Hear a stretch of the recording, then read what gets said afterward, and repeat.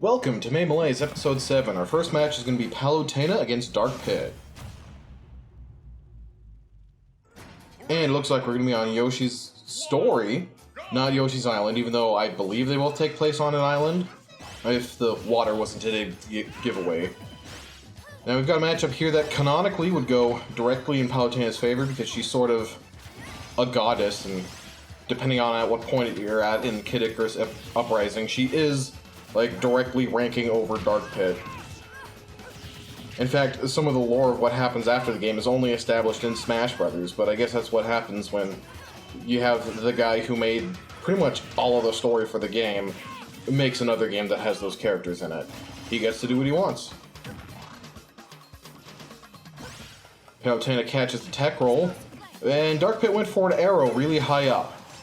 Don't really know why you would do that. So already Dark Pit's arrows, if you've ever seen Pit's arrows, how he shoots them and they kind of fly around in like these huge arcing circles, Dark Pit's arrows don't do that. They can be angled slightly, so it's just enough to hit an opponent when your shot probably would have missed, but it's not really enough to be able to track them down. Dark Pit using his great recovery there. His great recovery distance, I should say. It's hard to strictly flat out say when a recovery is good or when a recovery is bad, because they all have different traits. Usually having more distance makes a recovery better. If it has a hitbox, you can hit opponents with it, and sometimes recovery moves get that little extra oomph in them. But if it doesn't have a hitbox, then you can get hit out of it really easily. So you'd think you'd always want to have a hitbox on recovery, but then if a character has a counter, then it flips, and that having a hitbox is really bad for you to have, because the counter will basically automatically do the edge guard for them.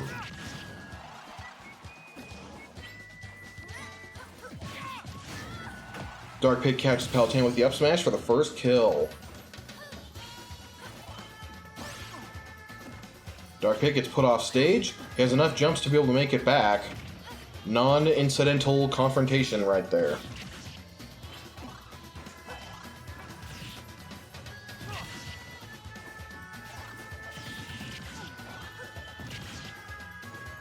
Alright, looks like they're playing a lot on these platforms. Wish there was a little bit more interesting stuff to comment about, but it's either that or I go into one of my lengthy monologues. So I guess pick your poison.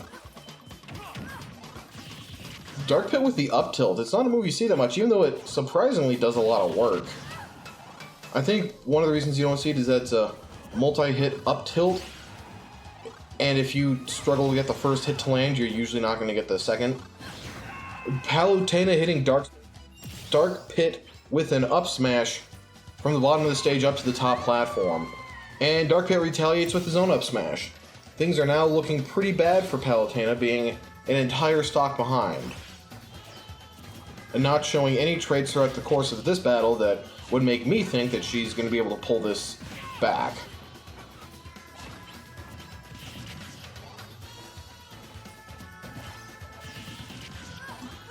Yeah, Palutena's getting just a lot of her stuff stuffed out. Dark Pit's hitting 3 up airs in a row, does not get the 4th. Okay, there's a 4th, but it's not in the same combo. Goes for a side B, questionable decision, does put him off stage in a more vulnerable position. Oh. And then an up smash on the side platform is going to kill Palutena. So that match goes resoundingly to Dark Pit. And for our next match, we have Min Min against Toon Link. Going to be interesting to see how this plays out. I think a lot of it will depend on the actual behavior of the amiibos. Since Min Min has very long noodle arms, which, by the way, is not an insult, her arms are actually constructed out of ramen, in case you're watching on like a cell phone and you can't see that level of detail. Min Min's arms are definitely longer than a lot of Toon Link's projectiles, and that's normally something that Toon Link's pretty good at. He has a bow and arrow, a boomerang, some bombs he can throw. At a longer range game, it's really hard to, I don't know, try to zone him out because he has many options that can try to trip you up. Granted, compared to the other Toon Links projectiles Toon Link's projectiles, compared to the other Links, are probably the most I want to say fair and or balanced, which is weird to say. So, Young Link's fire arrows, his neutral special, since all the Links have a neutral special that uses their bow. Toon Links come out really fast and they actually go pretty far, and Toon Links is just slower and doesn't quite hit as hard. And if you compare their bombs, I guess Toon Link probably has the best bombs just because they have a longer fuse so he can hold them longer, and they still explode on contact. But if you compare him to Breath of the Wild Link's, who has not only a bomb, but it's a remote detonation bomb that you can do, quite honestly, just a lot of stuff with.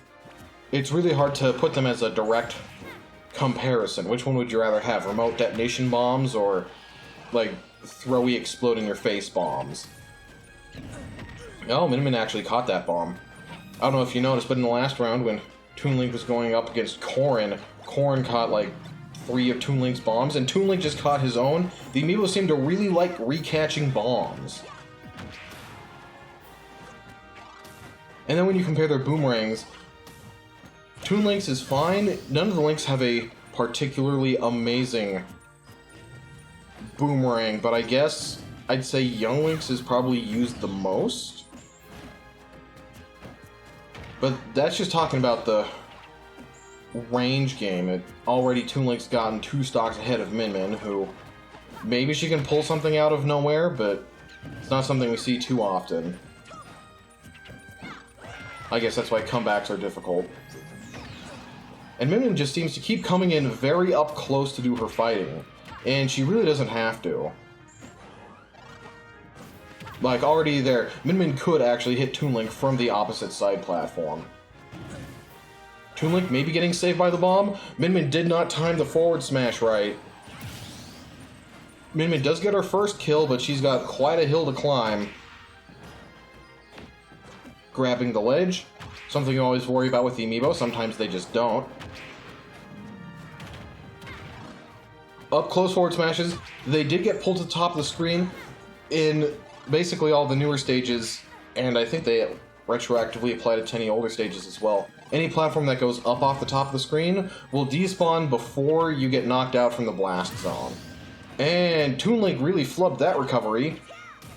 Maybe Min's comeback isn't as far-fetched after all. So any platform that goes off the top of the screen will despawn before you get thrown off the top. That is good, and it means if you get stuck on the platform that it's not a death sentence. Something to know, though, is that if there are 2 people fighting on the platform, and one of them happens to, say, launch the other person when they're right at the top, you will still die normally. There's no prevention from that sort of thing happening. Alright, stage transform is giving us the walk-off. This is where something could happen. Toon Link almost and he did die. Min did pull something. Using the length of those arms to use, she was able to kind of ledge guard while she was still on the screen, even though there wasn't even a ledge. Good job, Min. And for our next match, we have Bayonetta against Banjo and Kazooie.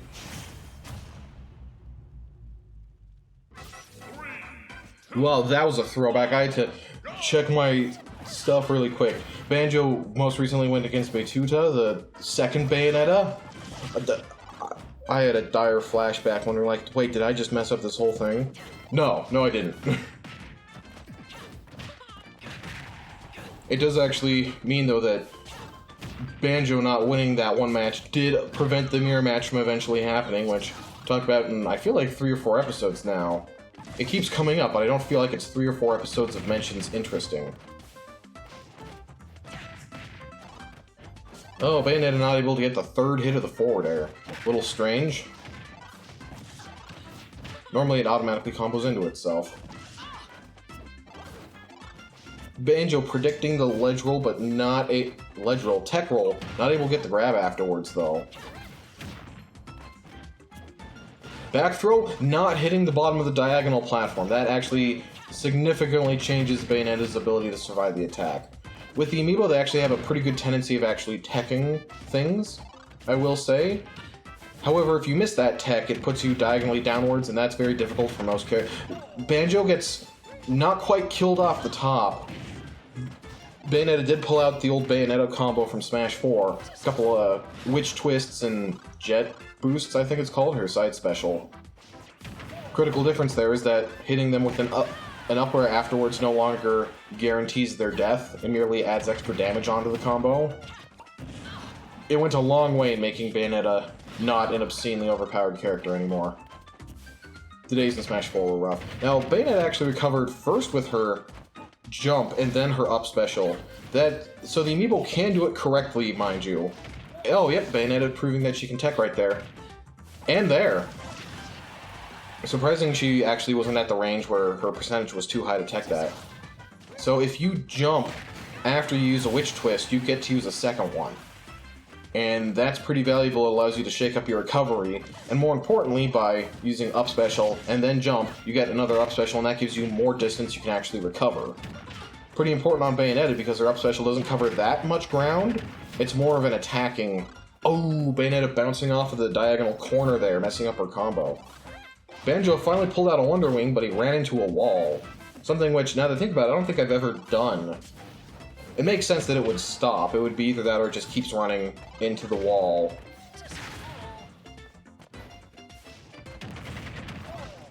Banjo gets his landing caught out, but he tech rolls away from Bayonetta, and then he gets hit by an up smash anyway. And another up smash. Alright, one stock down, Bayonetta's only about 40% behind. She manages to pick up and drop the grenade. That's something that can be very difficult for a lot of newer players to do. There are some tricks to it, I'm not going to go over them here. Like, there are some technical knowledge specs, I know, they're just... I feel like most people would not find interesting when they're watching a tournament about Amiibo dicking each other in the face. Bayonetta actually made that back. Non-Bayonetta players often struggle in that kind of situation. You've used some of your recovery options and you have a couple left, and then you get hit out of it. Oh, she actually used her wall jump there.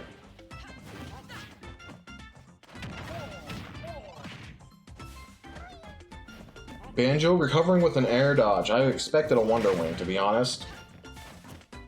It was a little tough to teach Banjo how much he should be Wonder Winging, because it's a resource. He can only do it 5 times in a stock, and if you teach him to do it too much, then he's going to use the move when it's not available, which makes him very vulnerable. And if you teach him to do it too little, then he's not going to use all of his Wonder Wings. And it gets even more difficult to judge, because if he does well, his stocks are going to last longer, and then he needs to use Wonder Wings less often. And if he does poorly, then you kind of might as well just spam him out. Like, the move does make you invincible. It beats almost everything else in the game. And because of the limited 5 times per stock, you always feel like if you're not using all 5 of your Wonder Wings, that you squandered them. But if you use them too fast, then you might need one to recover, and then you feel like a fool for not using it. It's a very complicated dynamic. Banjo put the grenade egg on stage, but then he caught it and it blew up in the middle of Bayonetta's combo. Usually instead you would throw the egg off stage, that way it messes them up while recovering. There you can see Bayonetta actually grabbed the grenade egg and it exploded in her hands. Using her wall jump, but not really too much of an effect there. The grenade blew up on her hands again, but that time she was invincible from the ledge, so good play if it was intentional.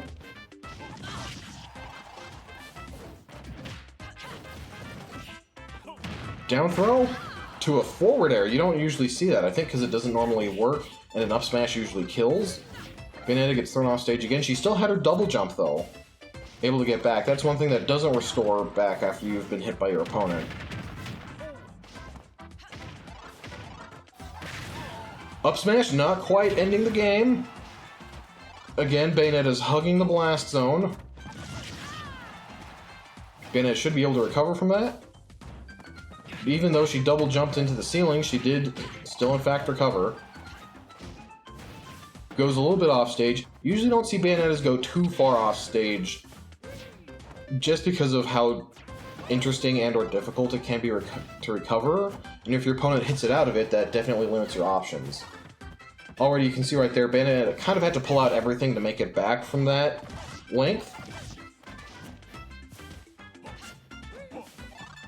Banjo trying to catch Bayonetta from below. not really working. In fact, for the last little bit, I feel like the amiibos have been auto-healing faster than they've actually been dealing damage to each other.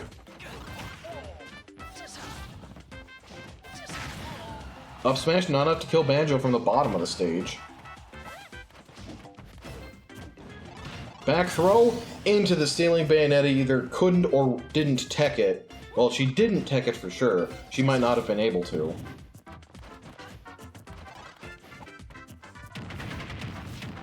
And now with the Bayonetta's at 0%, she's not going to have any rage, so her smash attacks will take just a little bit longer to kill. Which has been a problem for Bayonetta's in the past, although she just took 43% from Banjo, so that might not be a problem for long. Techs in the platform, actually wall jumps after it. Off of it, I mean. Bayonetta combo, not enough to kill Banjo. Puts him at a hefty 140 though, a lot of stuff will kill right now. Bayonetta converts her recovery into a combo. She gets the edge trump on Banjo and actually capitalizes on it with an up air. Up smash, not connecting, but if one of those does, that's probably the end of the match. Command and put side special, puts her on the ground. I don't know if she meant to do that. Up smash is going to kill Banjo before whatever move he was planning comes out. Bayonetta takes this round. Banjo has to keep fighting. And for this match, we have Young Link against Shulk.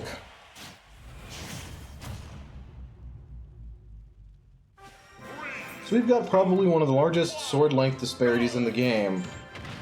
Nah, I'm just kidding. If any of you got deja vu, that just means you watched a previous episode. Instead, I think I'll talk about Young Link's projectiles. So his bombs... Nope, got you again. That's deja vu with this episode. I'm so glad that this tournament has so many different characters, because sometimes when I see a certain character matchup, I just don't know what to talk about them. Young Link screwed up that. Okay, so his hook shot didn't grab the ledge. Normally it should have. It did put him very low down, and he probably could have recovered if he had his jump still. It's a little bit hard to tell. I'll be able to check during editing. But then Shulk got the footstool on him, and that basically sealed his fate.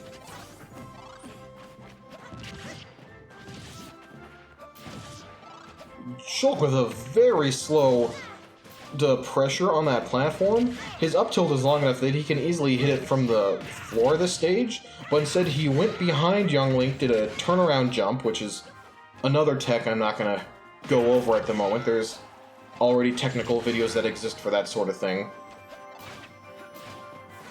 And then he threw out a forward air, instead of just throwing out an up tilt.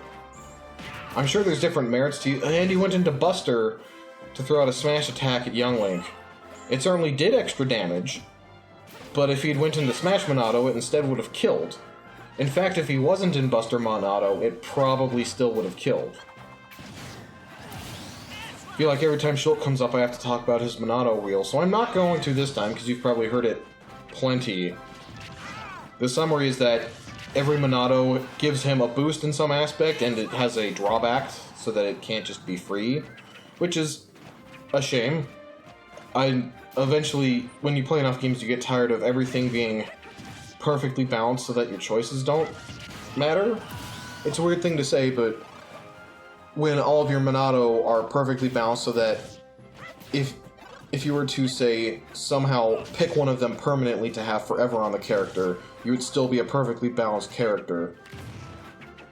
And it's also weird to say because the Monado is actually one of the strongest moves in the game, even though it only benefits from hitting other moves.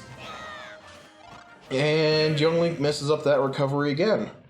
Alright, well I guess that discussion may not have been too interesting anyway. Shulk wins.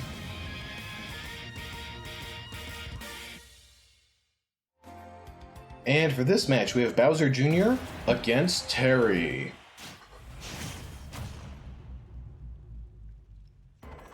So these two amiibo are two amiibo that I'll say they both seem to have a recurring flaw or problem in them. So Bowser Jr.'s is that he'll recover low a lot. And something about Bowser Jr.'s recovery is that if you get hit out of it, it puts you in an effectively helpless state. It's not special fall, But you can't do anything else either. You have to get hit again to get your clown car. The timing on it is a little bit specific. So if you're free-falling after the move and you get hit, you still get your recovery back. But Bowser Jr. can use his side special and jump out of it for free, even if he's already used his double jump. In fact, I don't believe that jumping out of it uses his double jump. So he usually doesn't need to recover low, which helps offset his up special is... It's a very complicated move in that it just has a lot about it. It leaves an explosion behind, it puts you in a special state where you get a unique hammer move, which can actually kill people. So that's kind of the problems Bowser Jr. has been having. Ooh, Terry pulling out a Buster Wolf kind of goes against what I was going to say in that Terry's problem is that he usually doesn't live too long after 100, which is when he gets his super special moves. Terry hits hard, and being able to throw out moves with insanely huge range and knockback is great. But Terry, the amiibo, either dies because he gets hit by a strong smash attack, or he just gets edge-guarded, like this. Terry can't recover from that. Perhaps a human player, if they had used Power Dunk instead of a side special. Oh, I don't know, it puts you low enough. Either way, a human player had a very small potential chance of making it back. Again, it's always a little tough to tell in a game like Smash Brothers. Like, with the camera moving and everything, you can't exactly just measure out the distance. You'd have to do it proportional to the character and see how they were. And Terry died when the smash attack started hitting, he was below 100%. And now he doesn't get his super special moves. Which, as far as this match is concerned, is the only way he's been able to kill Bowser Jr. yet. Granted, the match hasn't been going on for so long, and it's not like Terry doesn't have hard-hitting moves. But certain high-level tricks, like teaching him to always jab, power dunk, because power dunk is just better than his jab 3, is something... Oh, Bowser Jr. actually did get his clown car back. That was a little iffy with the timing, and Terry did not get the recovery. I guess his crippling gimmick was worse than Bowser Jr.'s, even though he looks like Ludwig. And for this match, we have Zero Suit Samus against Pichu. Two very evasive characters that are generally known for being pretty hard to hit. So I think this is going to be one of those battles where if you were playing it against a human player, you just know that it's going to be miserable for both players involved. Not that Smash Bros. Ultimate isn't fun, by the way. I'd still think it would be more fun than, you know, just sitting in your chair contemplating life. No doubt about that. But yeah, when your opponent's really, really good at running away and they resort to strategies where they do very much that, it can definitely feel frustrating, I'll say.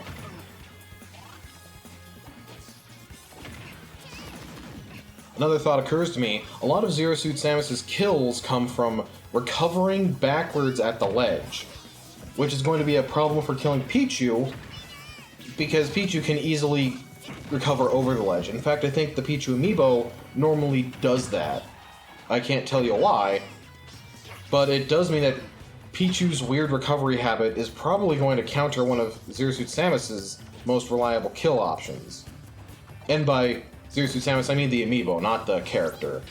The character actually has some pretty good, reliable combo setups, but it's really hard to teach that to the amiibo. You can teach it, but you usually have to sacrifice something else. Zero Suit Samus not able to recover from that.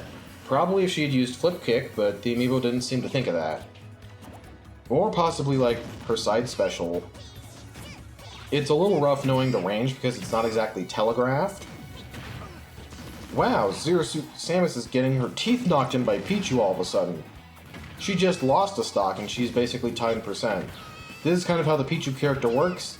Deal damage, take damage, live fast, die young, leave a pretty corpse. Or in Pichu's case, I guess leave an adorable corpse.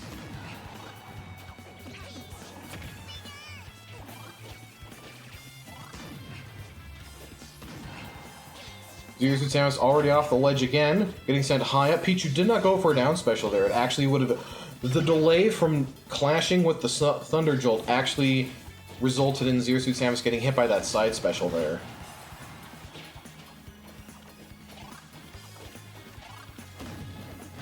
Pichu getting the first hit again. That's been like 7 of them this stock.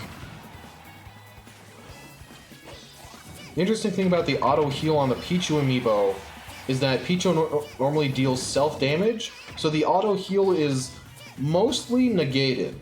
It's still less percentage than you would have had, don't get me wrong. Like, obviously, if you compare not having auto heal to having auto heal, you're gonna have less percent if you have auto heal every single time. But with the frequency the amiibo has to use its electric moves, it kind of seems to, like, primarily cancel out the damage from auto heal. So in that, Pichu is probably the only amiibo I can think of that doesn't get to benefit from stalling out the... That was actually an appropriately timed taunt. I didn't know the amiibo could do that, and I didn't know that Pichu did. Pichu covering the ledge in defiance of what I said earlier. It could be because this stage has the special ledges that curve upwards. You can, by the way, go up through the bottom of the stage, and because of the wings on the side, it actually makes it a lot easier to, because you lose a lot less distance, or you have a lot less distance to make up. Pichu hanging out near this upper blast zone at risk of losing his first stock. Already dealt 77% to Zero Suit, though. So even if Pichu dies right now, I think Pichu's kind of got this game in the bag. I mean, I've been wrong once before this video. Zero Suit Samus catches out Pichu existing on the top platform with an up special. But Pichu's just been doing really great all of a sudden. Well, all of this match. Zero Suit Samus parried the up smash, and I want to say that that wasn't intentional.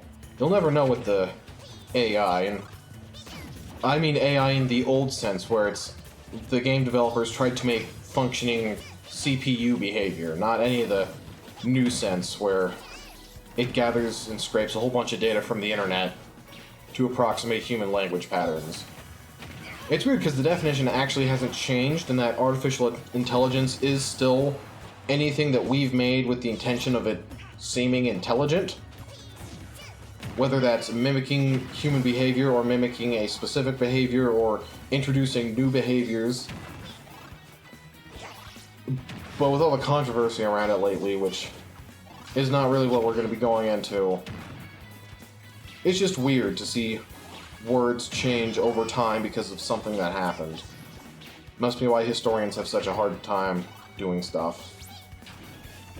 Zero Suit Samus almost recovers the wrong way through the ledge. I've never seen that kill screen before, at least that I can remember. Pichu forward throw can in fact kill. And Pichu wins. And here we have Greninja against Samus. So if my memory serves me right, Samus has been an amiibo who, for the longest time, has sort of just hung in there because her character's just been good enough. Having a lot of range on her moves, having a chargeable projectile, which she hardly ever uses except in matches where I mention it. I don't know, I guess to say that Samus is an amiibo that so far has been just good enough, and it's kind of been this year that being just good enough has no longer been just good enough. It's weird to see, but I guess I could have predicted it if I had known how this tournament series was going to go from the start. Greninja came in significantly later from Samus. I don't have, like, records of who came in when. I could look up all the past tournament logs and kind of determine it from there, but that's a little excessive for a tournament planner to do. That's the sort of thing that if someone ever wanted to, like, someone who's really good with spreadsheets and whatnot, really wanted to have those analytics, they could make it, and they just have to find it out themselves. Gotta leave something for the fans to do if they so choose. Am I right? Up air? Not gonna kill Samus yet, but it's getting pretty close. At least, you know, from that height.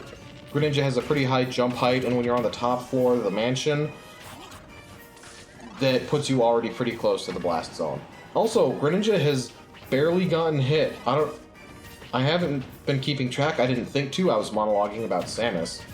He did get hit there, but if he'd been hit before that, he'd actually auto-healed to full. Not a great look for Samus. And she got a couple of lucky bounces there, landed on her feet, believe it or not. Down air near the ledge, it doesn't kill Greninja. Something you always got to watch out for. You miscalculate, you go off the edge, you're really far down. Greninja does have a pretty good recovery. He just got spiked by Samus, though, so he's not going to be able to use that. On the top floor of the mansion, though, forward smash is going to kill Samus. That actually was a little bit assisted by being on the top floor, in that it did reduce the room that Samus actually had to, I want to say DI. It's a little... So the amiibo do DI, but we don't really know that much about how they do it. It's not particularly consistent, which, when you think about how people play, is actually pretty spot on. Greninja gets ledge trumped, gets down aired, but he's able to recover from that one because it wasn't an instantly kill him. Retreating back to the ledge, these amiibo are playing very much on the ledge currently. Greninja messed up by actually running into the side of the platform inside the mansion. Gets a down air on Samus. And Samus is having a problem that she keeps jumping into the ceiling. That kind of cancels out her forward air. This is the hazardless version of the stage, by the way, so they're not going to be able to break down the mansion. Up smash, not quite up to kill Samus, but the next one probably will. Okay. That was a sour spot, so it didn't get the full damage or full knockback. And that one does kill Samus, especially that high up. Greninja's up smash does have some pretty good knockback scaling on it. And of course, again, they're still on the upper floor of the mansion, which is where Greninja's gotten both of his kills at this point. Going for another up smash, charges this for just too long, gets it stuffed out. The Greninja amiibo is going for a lot of these up smashes. It's weird, but Samus keeps hanging out up there, and usually when an opponent's above you, the moves you'd use against them are up smash, up tilt, and up air. And Greninja's up tilt is just a very underwhelming move.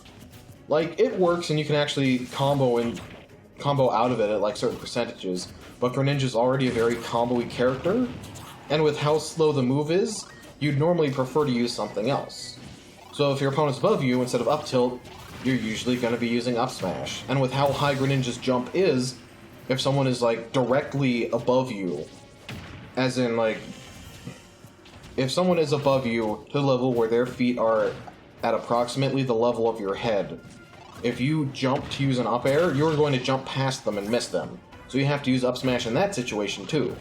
So I think all that leads into a Greninja amiibo who really loves using up smash. He's using it like it's going out of style. Which is a phrase that, now that I think about it, a lot of people in the new generation won't get, because that was more of a thing in like the 80s and 90s, where something would be in style for 10 years. These days, something is in style for 3 months. And for our last match of the video, we have Richter against Lucario. The only two characters in the game that have aura attacks. Which I know sounds confusing. For some reason, Richter's Holy Water Down special counts as an aura attack. If I had to guess, it's because it uses blue flames. Simon's his... I believe they're called Echo Fighters. Simon's uses red flames. So probably when programming the game to make them blue and fiery, they realized that it would just be easier to give them the aura effect that Lucario has, because they had already programmed all that stuff. However, that does mean that when they tagged it as aura, the type of attack as well counts as aura, which basically means that Richter can't use his down special to blow up like exploding crates. Doesn't really come up all that much, I'll say, like, even in casual play. I'm sure you could make a rule set where it comes up a lot, but it's just a niche thing that's nice to know. So Lucario did just die there, you may have noticed. That is unfortunate for him, because of course he only has so many stocks, but also because Lucario needs to rack up a lot of damage to get his aura boost back. Something that I think a lot of people don't know is that there is a slight aura it's either a multiplier or maybe just like a flat boost, that if you're behind on stocks, you get just a little bit more aura. It actually goes the opposite way too, that if you're ahead on stocks, you get a little bit less aura. And in different rule sets, it actually does change. So in a timed battle, it goes off of points instead of stocks. Now that I think about it, I don't know what happens if you set a timed battle with stocks.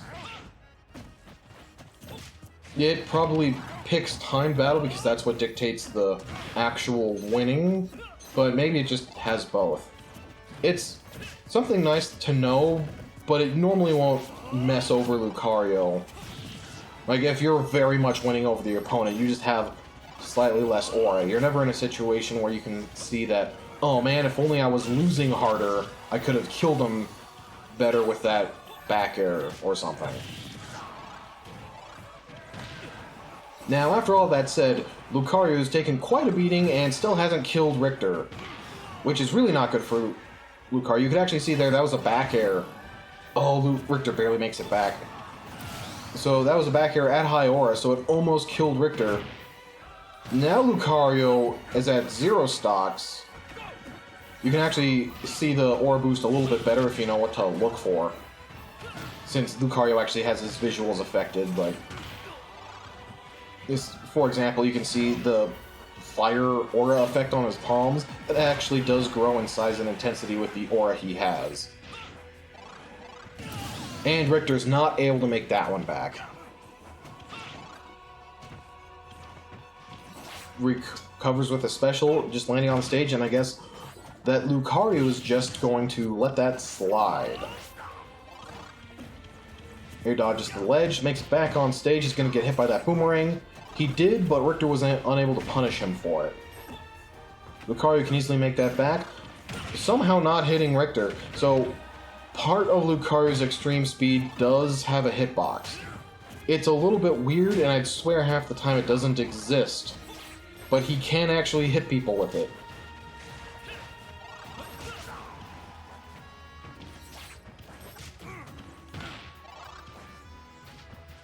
Richter air dodge past the ledge. He was able to recover with his up special though. Barely pulling through on that one. He almost had an early death.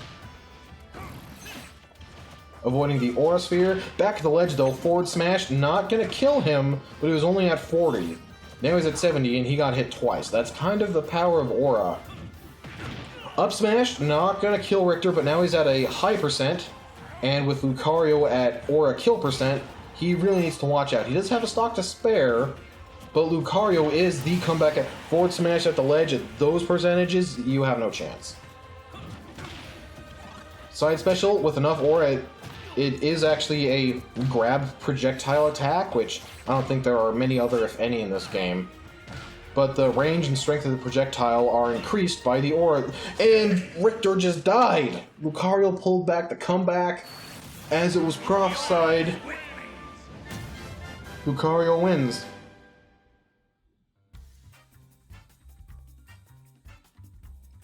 That's all for this episode. Thanks for watching. Feel free to watch the other episodes. Until then, bye.